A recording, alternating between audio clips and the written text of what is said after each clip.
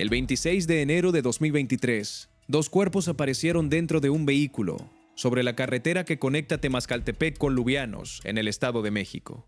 Habían muerto por disparos de arma de fuego. Uno de ellos era el síndico municipal de un pueblo llamado Amanalco. El otro, el chofer del ayuntamiento que lo acompañaba. No fue un asalto. No fue un cruce de balas entre grupos rivales que los alcanzó por accidente. Fue una emboscada planeada ejecutada por un comando armado, en una zona que ambos conocían como peligrosa. Y la persona que los envió a esa carretera, la persona que organizó la reunión falsa que los llevó directo a la emboscada, no era un capo, no era un sicario, era su jefa, María Elena Martínez Robles, presidenta municipal de Amanalco, Estado de México. La mujer que gobernaba ese pueblo había ordenado el asesinato de uno de sus propios funcionarios, y para hacerlo no usó a nadie de su equipo de seguridad. Llamó directamente a un grupo del crimen organizado con el que, según se descubriría después, ya tenía una relación de meses. Casi 3 años después de esa carretera, un juez la sentenció a 70 años de prisión. Pero lo que hace de este caso algo más grande que la historia de una alcaldesa corrupta es lo que pasó casi al mismo tiempo, a pocos kilómetros de ahí, en otro municipio del Estado de México. Porque cuando las autoridades empezaron a tirar del hilo, no encontraron solamente a María Elena. Encontraron un patrón que se repetía, municipio tras municipio, y que terminaría desplegándose en 10 estados del país bajo un nombre que hoy cualquiera que siga la seguridad pública en México ha escuchado al menos una vez: Operación Enjambre. Y al frente de toda esa estructura, coordinando fiscalías estatales, al Ejército, a la Marina, al Centro Nacional de Inteligencia, está un hombre que se ha vuelto sinónimo de esta nueva forma de hacer seguridad en México: Omar García Harfuch. Vamos a contarte exactamente cómo una disputa política local en un pueblo del Estado de México terminó destapando una red de complicidad entre el poder municipal y el crimen organizado que el gobierno federal sigue desmantelando pueblo por pueblo hasta el día de hoy. Si quieres entender cómo opera esta estrategia, qué otros alcaldes han caído por el mismo patrón y hasta dónde puede llegar esta investigación, suscríbete y activa la campana. Vamos a seguir este caso hasta que se agote por completo. Para entender lo que pasó en esa carretera, hay que entender primero cómo llegó María Elena Martínez Robles al poder y por qué su relación con el síndico municipal se volvió con el tiempo una amenaza para ella. Tanto María Elena como el síndico, Miguel Ángel Lara de la Cruz, llegaron al ayuntamiento de Amanalco electos en 2021, bajo las siglas de Movimiento Ciudadano, compañeros de planilla, en teoría, aliados políticos. Pero un mes antes de asumir formalmente el cargo, en enero de 2022, María Elena tomó una decisión que cambiaría por completo esa dinámica. Se afilió a Morena. Ese movimiento, ese cambio de bandera política justo antes de tomar posesión, detonó una disputa con el síndico que se extendería durante todo su primer año de gobierno. Diferencias públicas, tensiones notorias. Un choque que, según la investigación posterior, no era solamente ideológico, sino una pelea directa por el control presupuestal del ayuntamiento. El síndico municipal en el sistema de gobierno local mexicano cumple una función específica: vigila el manejo del patrimonio y la hacienda pública del municipio. Es, en teoría, un contrapeso al poder del alcalde, una figura diseñada precisamente para que nadie pueda manejar el dinero del pueblo sin supervisión. Y eso, aparentemente, era exactamente el problema. Durante el tiempo que estuvo al frente del ayuntamiento, la Fiscalía Mexiquense documentó algo que en ese momento nadie en Amanalco sabía. María Elena sostenía reuniones constantes con líderes de la familia michoacana, una organización criminal con presencia consolidada en el sur del Estado de México. No reuniones esporádicas, encuentros que, según los testimonios recabados después, ocurrían de forma regular cada 3 meses para coordinar cómo iba a operar la relación entre el ayuntamiento y el grupo criminal. Y esa relación no era simbólica, tenía un precio fijo. De acuerdo con la investigación, María Elena entregaba a la célula criminal alrededor de 1.300.000 pesos provenientes directamente de la hacienda municipal, además de cuotas adicionales ligadas a los acuerdos que se tomaban en las sesiones de cabildo. El dinero del pueblo financiando al crimen organizado que protegía el control político de la alcaldesa. El síndico, en su función de vigilar las finanzas municipales, era el obstáculo más directo para que ese esquema siguiera funcionando sin sobresaltos. Pero eso no es todo. Lo que pasó el 25 de enero de 2023 no fue una decisión tomada en caliente. Fue, según la Fiscalía, un plan ejecutado con precisión, usando el propio cargo de gobierno como herramienta para tender la trampa. Ese día, María Elena envió al síndico a una comisión de trabajo, una reunión en apariencia rutinaria en el municipio vecino de Zacazonapan. El tipo de encargo que cualquier funcionario recibe de su superior jerárquica sin sospechar nada. El chofer del ayuntamiento lo acompañó como parte de su trabajo habitual. Pero esa comisión no era lo que parecía. Según las investigaciones de la Fiscalía General de Justicia del Estado de México, en paralelo a esa instrucción oficial, María Elena solicitó apoyo directo a integrantes de la familia michoacana para interceptar al síndico en el trayecto. Lo enviaron literalmente a una zona de alto riesgo, dominada por grupos delincuenciales con presencia activa en la región. Una carretera donde el comando armado ya los esperaba. El síndico y su chofer fueron interceptados, atacados con armas de fuego. Murieron en el lugar. Sus cuerpos aparecieron al día siguiente dentro del vehículo, sobre la carretera Temascaltepec-Lubianos, en la comunidad conocida como La Alcantarilla. Cuando el caso llegó finalmente a juicio, casi 3 años después, el juez que dictó la sentencia fue explícito sobre la naturaleza del crimen.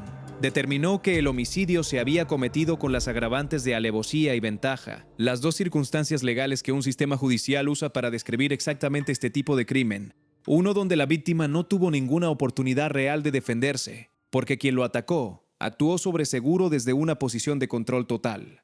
María Elena Martínez Robles fue detenida el 22 de noviembre de 2024, casi 2 años después del doble homicidio, como parte de las primeras capturas de lo que en ese momento empezaba a tomar forma como la Operación Enjambre. Y aquí es donde el caso deja de ser la historia de una sola alcaldesa y se convierte en el origen de algo mucho más grande. Esto no es lo más grande de esta historia.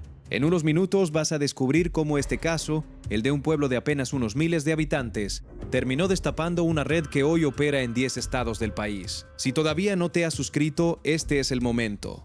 Aquí seguimos las operaciones de seguridad más relevantes de México, con la documentación completa, caso por caso, hasta que cada proceso se resuelve. La Operación Enjambre no nació investigando a María Elena, nació de un hallazgo mucho más crudo, en un municipio distinto. Todo empezó con el descubrimiento de una fosa clandestina en Nicolás Romero, Estado de México.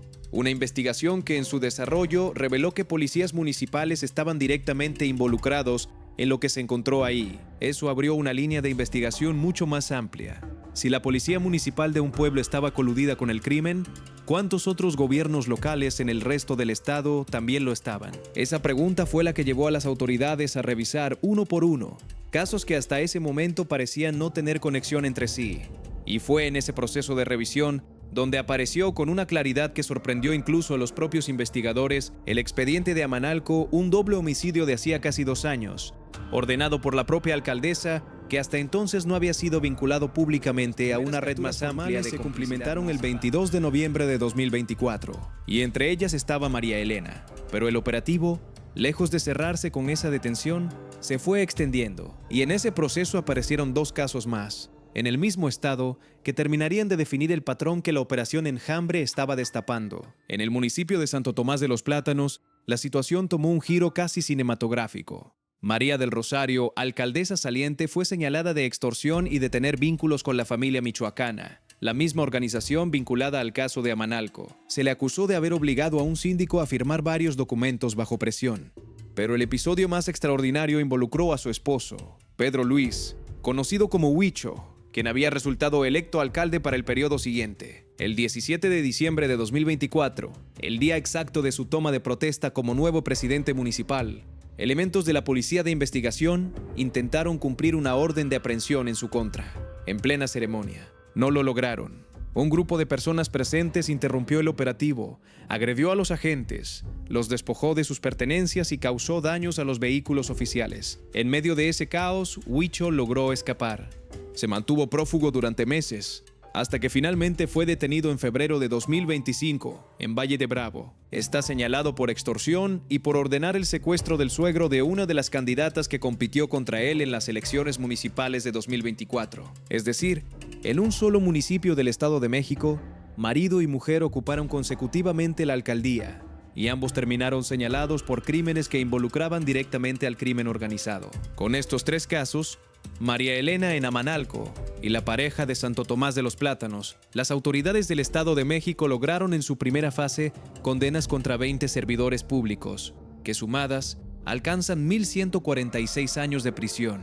Esa cifra, por sí sola, ya sería suficiente para entender la magnitud del problema que la Operación Enjambre estaba destapando. Pero apenas era el comienzo. Déjame en los comentarios qué opinas hasta ahora del caso y suscríbete si quieres ver cómo esta operación, que empezó en un solo estado, terminó convirtiéndose en una estrategia nacional bajo el mando directo de Omar García Harfuch. Lo que pasó después es la parte de esta historia que conecta directamente con la figura de Harfuch como secretario de Seguridad y Protección Ciudadana del gobierno federal.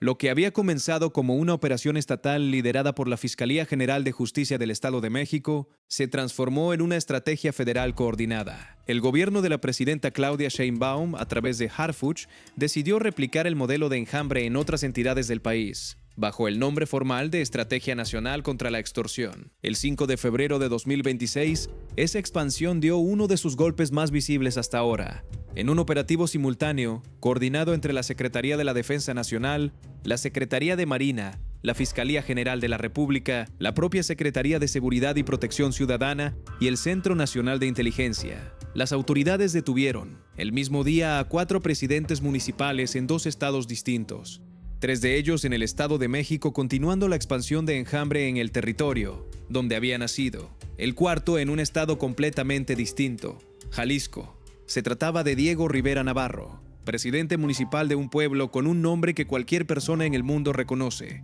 así nunca haya pisado México: Tequila. Rivera Navarro, impulsado en su momento por la alianza entre Morena, el PT y el Verde, había asumido el cargo el 1 de octubre de 2024 y en menos de año y medio había construido, según las investigaciones, un esquema de extorsión sistemático contra las empresas que dan identidad a ese municipio, las productoras de tequila. El caso más visible involucraba directamente a una de las marcas más reconocidas del mundo. Una denuncia formal señalaba al alcalde por presunta extorsión contra la empresa tequilera, José Cuervo.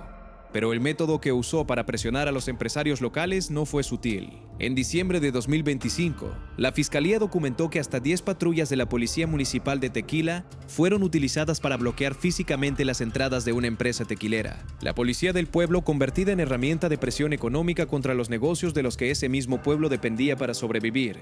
Y había un segundo frente menos visible pero igual de agresivo: el catastro municipal. El gobernador de Jalisco, Pablo Lemus, reveló que el alcalde de Tequila buscaba elevar el impuesto predial hasta 20 veces su valor original, además de exigir multas y recargos por un monto cercano a los 60 millones de pesos. Una forma de extorsión disfrazada de cobro. Fueron detenidos 3 funcionarios más de su administración: el director de Seguridad Pública, el director de Catastro y Predial y el director de Obras Públicas. Es decir, prácticamente toda la estructura que controlaba el dinero y la fuerza pública del municipio cayó en el mismo operativo. Y había algo más en el perfil de este alcalde que en retrospectiva anticipaba hacia dónde iba todo esto. En mayo de 2025, meses antes de su detención, Rivera Navarro había sido citado a declarar ante la Fiscalía Estatal por un episodio que generó indignación nacional: la presentación en su municipio del grupo musical Los Alegres del Barranco, durante la cual se proyectaron en pantalla gigante imágenes del líder del cártel Jalisco Nueva Generación, Nemesio Oseguera Cervantes, conocido como El Mencho. Un alcalde que permitía ese tipo de espectáculos en su municipio, mientras presuntamente extorsionaba a las empresas que ese mismo municipio necesitaba para sobrevivir económicamente. Harfuch confirmó la detención directamente en sus redes sociales, enmarcándola, igual que el resto de los casos, dentro de la Estrategia Nacional contra la Extorsión instruida por la presidenta Sheinbaum. Y la propia presidenta, al referirse públicamente a este caso específico, fue contundente: ningún partido político, y menos Morena, puede ser un paraguas para delinquir o corromperse. Una frase que, viniendo de la presidenta sobre un alcalde de su propio partido, mandaba un mensaje muy específico hacia el interior de su propia coalición política. Todavía no te he contado hasta dónde ha llegado esta operación, porque después de Tequila, enjambre no se detuvo. Siguió expandiéndose mes tras mes hacia estados que nadie esperaba. A inicios de marzo de 2026, se reveló que la operación Enjambre ya había sido desplegada en un total de 10 entidades del país: Estado de México, donde nació; Jalisco, con el caso de Tequila; y además Chiapas, Michoacán, Puebla, Oaxaca, Chihuahua, Tlaxcala, Tamaulipas y Morelos. En Morelos, específicamente, el operativo encontró un patrón que conecta directamente con el origen del caso de Amanalco. En marzo, las autoridades detuvieron a 3 funcionarios del municipio de Amacuzac, señalados por extorsión agravada: Patricia, síndica municipal; Azucena, regidora; y Alejandro Vladimir, tesorero del ayuntamiento. En el mismo operativo, las fuerzas de seguridad catearon un inmueble en la colonia centro de Amacuzac y cumplimentaron una orden de aprehensión contra un objetivo de mayor peso criminal, Carlos, alias El Camarón, señalado como enlace y mando criminal de la familia michoacana, en la zona. La misma organización criminal que había ejecutado el asesinato del síndico de Amanalco 3 años antes, reapareciendo en otro municipio, con otro grupo de funcionarios municipales actuando como su brazo administrativo. El 20 de mayo de 2026, Harfuch anunció la detención del presidente municipal de Atlataucan, la del exalcalde de Yecapixtla y la búsqueda activa del entonces dirigente de Cuautla. Los tres en Morelos, dentro del mismo marco de la Estrategia Nacional contra la Extorsión. Para ese momento, la cifra total de funcionarios detenidos en el marco de Enjambre, sumando todas las entidades, ya superaba los 67, incluyendo a 4 alcaldes en funciones. Y las autoridades han sido explícitas sobre algo importante. La investigación no se ha detenido y no descartan nuevas capturas en cualquier momento, en cualquier estado. Lo que la Operación Enjambre ha terminado revelando caso tras caso no es un fenómeno aislado de un pueblo corrupto en el sur del Estado de México. Es un patrón que se repite con una consistencia incómoda en distintas regiones del país. Gobiernos municipales pequeños con poca vigilancia mediática, donde el control del presupuesto, de la policía local y de áreas como el catastro se convierte en una herramienta que el crimen organizado puede comprar, o que un funcionario corrupto puede usar directamente como arma contra quien se le oponga. María Elena Martínez Robles está hoy cumpliendo una condena de 70 años por mandar matar a su propio síndico. Pedro Luis Huicho enfrenta proceso por extorsión y por ordenar un secuestro político. Diego Rivera Navarro está señalado por construir un esquema de extorsión que llegó hasta una de las marcas de tequila más reconocidas del mundo.